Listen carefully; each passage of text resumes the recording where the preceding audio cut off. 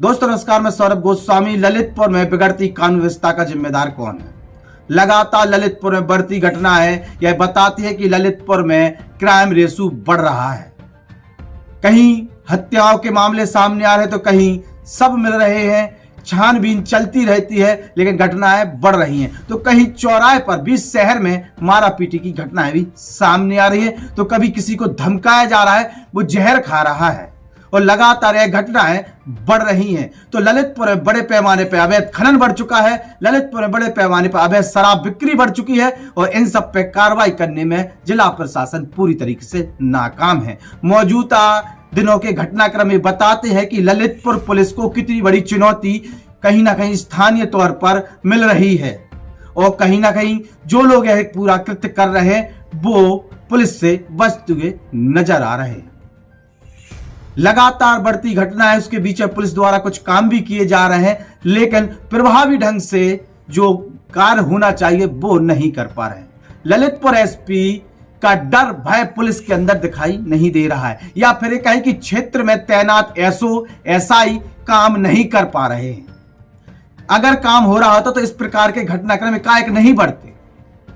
रात्रि गश्त जिस तरीके से होना चाहिए वो शायद नहीं हो पा रहा है, या फिर जो अधिकारी रस्मदाई के लिए गश्त में निकलते हैं, फोटो खिंचा के डाल देते हैं, उसी से सब कुछ हो जाता है। ललितपुर एसपी जिस तरीके से प्रभाव बना सकते थे वो नहीं बना पा रहे हैं, स्पष्ट दिख रहा है। घटनाक्रमों के माध्यम से प्रयास किए जा रहे हैं, लेकिन प्रयास सफलता की तरफ नहीं बढ़ पा रहे हैं। इसके साथ साथ बड़े बड़े घटनाक्रम जो पूर्व के हैं, जो पूर्व की हत्या है, उनमें भी बहुत सारी अनावरण रह गया है, जिसमें से मीडिया लगातार आवाज उठा रही है। तो कहीं ना कहीं बढ़ते घटनाक्रम, माफिया या कहें कि जो अराजक तत्व हैं वो सक्रिय हो रहे हैं और पुलिस को लगातार चुनौती दे रहे हैं। इसके जिम्मेदार अकेली पुलिस नहीं है, हम ये मानते हैं। जिला प्रशासन भी इसका पूरा जिम्मेदार है, चूंकि अवैध खनन जिला प्रशासन की जिम्मेदारी है रोकना।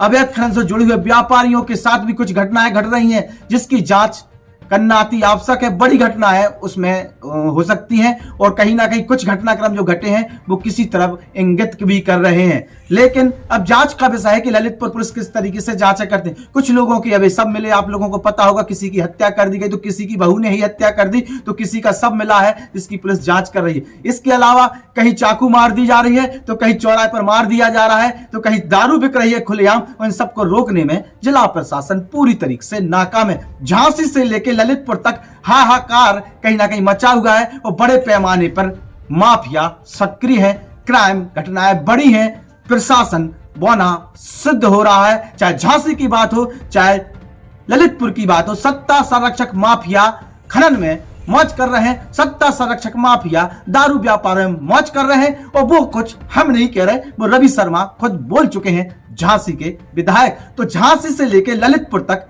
क्राइम घटनाएं बढ़ रही हैं, अनावरण जिस तरीके से होना चाहिए वो नहीं हो रहे हैं। ऐसे में ललितपुर पुलिस पर सवाल खड़े हो रहे हैं, और हम नहीं सवाल खड़े कर रहे हैं, ये ललितपुर की मीडिया सवाल खड़ी कर रही है कि आखिरकार एकाएक क्राइम रेशो क्यों बढ़ रहा है, एकाएक मर्डर की घटनाएं क्यों बढ़ रही है, एकाएक कहें कि अवैध जो कहें कि अज्ञात सब क्यों मिल रहे हैं। इन सब की चीजें कि कहीं ना कहीं कमी ग्राउंड लेवल पर दिखाई दे रही है, जिसके जिम्मेदार पूर्ण रूप से जो क्षेत्र में एसआई तैनात है उनकी जिम्मेदारी है।